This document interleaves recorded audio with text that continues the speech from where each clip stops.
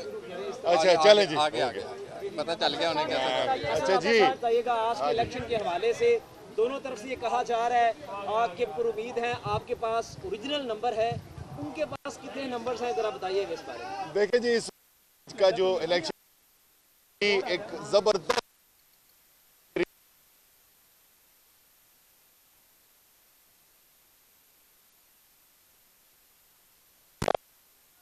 एक तरफ पाकिस्तान की अवाम खड़ी हुई है, लोग जो वोट लेकर आए हुए हैं अवाम के वो खड़े हुए हैं, और दूसरी तरफ सारी मेहनत किधर हो रही है, बंद कमरों के अंदर हो रही है।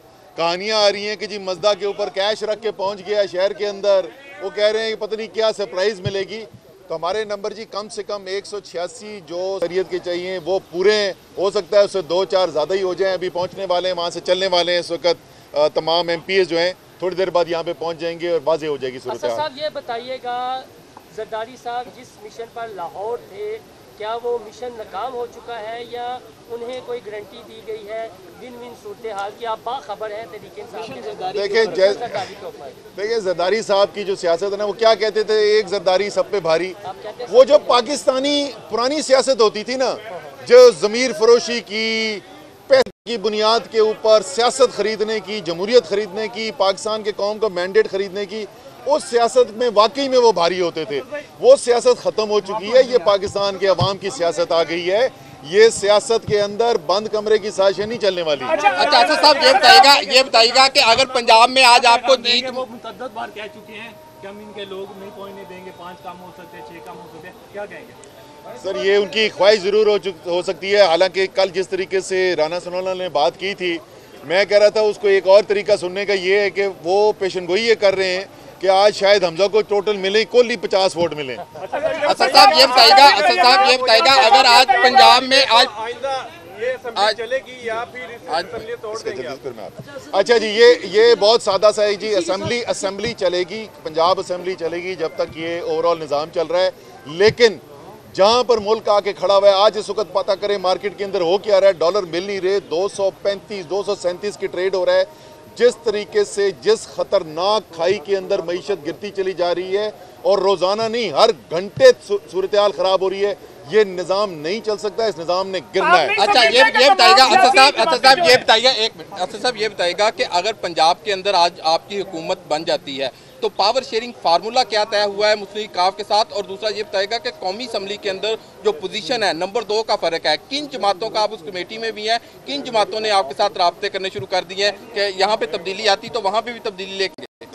जो पहली बात है, ज़ाहिर है वज़ीर आला जो हैं वो परवेज़ इलाही होंगे और वज़ीर आला के जो इख्तियारात होते हैं वो पूरे इख्तियारात वो इस्तेमाल भी करेंगे। लेकिन इसमें भी कोई शक नहीं है कि अददी अक्सरियत जो है, बहुत बड़ी तादाद जो है वो तहरीक इंसाफ की है। अगर 186 वोट आज पड़ते हैं तो उसमें से 176 वोट तहरीक इंसाफ का होना है। तो वो सूरत हाल जो है वो भी जो फैसला साजी है, जो काबीना है, जो स्पीकर डिप्टी स्पीकर की पोजीशंस है, वो उसके अंदर आपको नजर आएगी। सर ये बताएं कि पहले ये कहा जाता रहा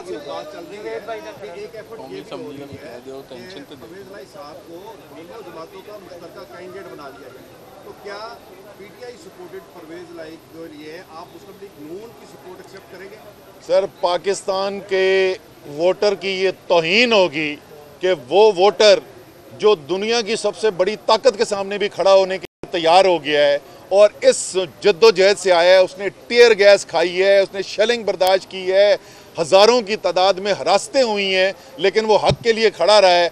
उधर आके आप अच्छे बुरे की तमीज़ ही ख़त्म कर दें, बोलें कि जी चलो रल मिल के खाते हैं, ये पाकिस्तान के मैंडेट की आवाम की तौहीन होगी, ये कभी भी नहीं होगा। जो ये कौमी असम्बली का पूछ रहे थे, मैं आपको बता रहा हूँ कि आप देखते रहना, और ख़ास तौर पर आज शाम जिस वक्त वज़ीर आला मुंतखब हो जाएंगे परवेज़ इलाही, उसके बाद आपको मुख्तलिफ सियासी जमातों से ये आवाज़ सुनने को मिलेगी कि जी अब नए मैंडेट की ज़रूरत है, इलेक्शन की तरफ जाना चाहिए। अगर यहाँ पर जिस तरह आपकी जमात सीएम अपना ले आती है सबसे बड़े सूबे का, आपके ज़हन में क्या टाइम फ्रेम है कि फेडरल गवर्नमेंट को कितने अरसे में रुक सकते हैं?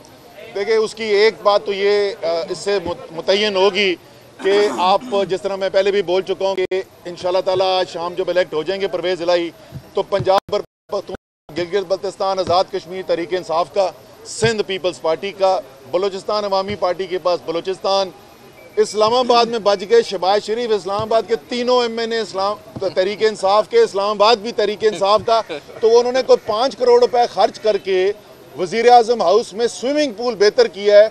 तो जितनी देर में वो स्विमिंग कर करके उस पूल में थक जाएंगे ना मियाँ साहब, उसके बाद गिर जानी है। सब्सक्राइब करें और बेल दबाएं ताकि कोई खबर रह न जाए।